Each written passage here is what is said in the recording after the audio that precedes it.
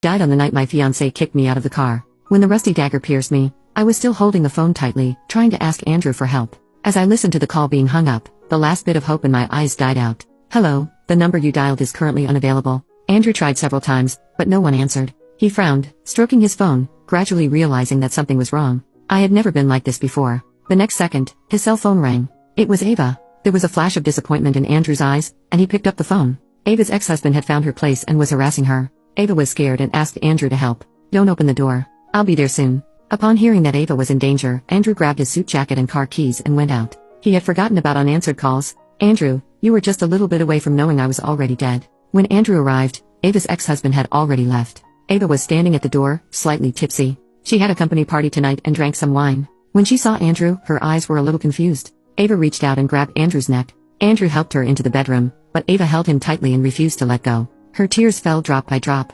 Andrew, I miss you so much. I regret every day during the years we were apart. Andrew's Adam's apple moved. Ava, let go. I'm already engaged. Do you love Olivia? Ava asked. My heart ached, and I wanted to hear Andrew's answer. Andrew's eyes were somewhat evasive. But we are engaged. He didn't answer whether he loved me or not, only because we were engaged. He didn't even want to say he loved me. He only married me because I was suitable. Yes, now that Ava is back, what am I to you? I thought. Andrew, if I hadn't left that year, we would be the happy ones now. Andrew, can you hug me? The distance between them was getting closer and closer until their noses touched and lips met. I stood at the bay window with shaking fists, my transparent body unclear. At some point, Andrew's tie and belt were undone, and Ava's robe lay on the ground. Andrew has always been an abstinent and self-restrained person. This was the first time I saw him so obsessed with someone. He gently kissed Ava from her shoulders to her chest. I closed my eyes in pain and numbness, not wanting to see what was to come. Ring, ring. The cell phone on the ground suddenly rang, breaking the intimate atmosphere in the room. Andrew suddenly woke up and got off Ava in a panic. He pulled up the quilt to cover Ava.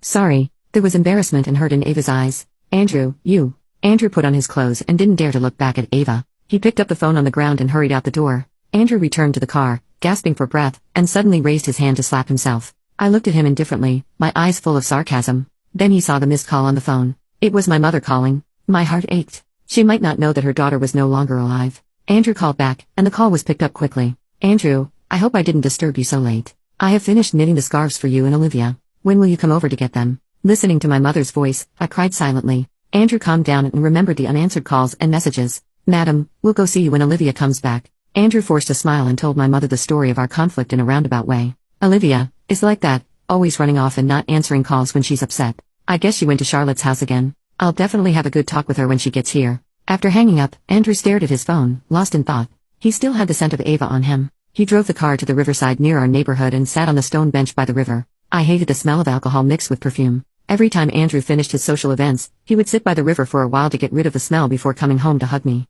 I watched the evening breeze blowing the strands of hair on his forehead. I thought to myself, you don't have to be like this anymore. I'm no longer at home to dislike the smell. Amid the sound of the wind and water, Andrew murmured, Olivia, tomorrow is my birthday. How long are you going to keep this up? I was startled. Tomorrow was Andrew's birthday. The gift I ordered for him should be arriving soon. The next day, Andrew woke up in our bedroom by himself. He reached to the side out of habit, but all he felt was cold air. He buried his face in my pillow, breathing in the last of my scent. Today was the weekend, and it was Andrew's birthday. He bought my favorite food and went into the kitchen. He was sure that I would come back today. No matter how angry I got, I never forgot important days like his birthday. But unfortunately, Andrew, you're going to be disappointed. He received a call from a jewelry company. Mr. Baker, Miss Brown ordered a birthday present for you a month ago. Please come and pick it up. Andrew picked up a pair of customized diamond rings and tie clips, with our names AB and OB engraved on the diamond rings. When we started our business, the first gift I gave him was a tie clip.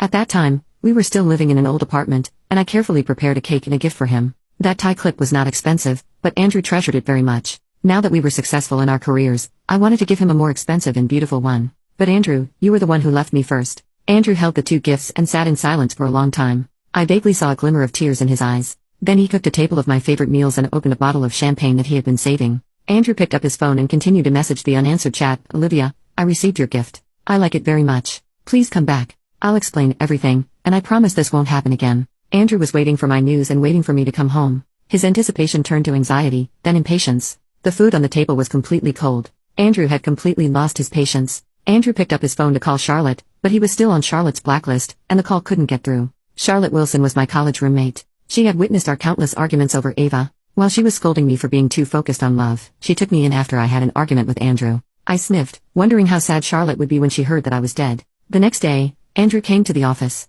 The first thing he did was turn the photo frame on his desk face down. He was angry. He was angry that I ignored him and didn't celebrate his birthday with him. The secretary came in tremblingly. He said that there was a call from the police station asking Andrew to identify my body. Andrew sneered. What kind of trick is this? Tell Olivia come back quickly after she's had enough of the trouble. Don't embarrass herself in the police station. The secretary, shaking, handed Andrew the phone. Hello, is this Mr. Andrew Baker? We found Miss Olivia Brown's body and need you to identify it.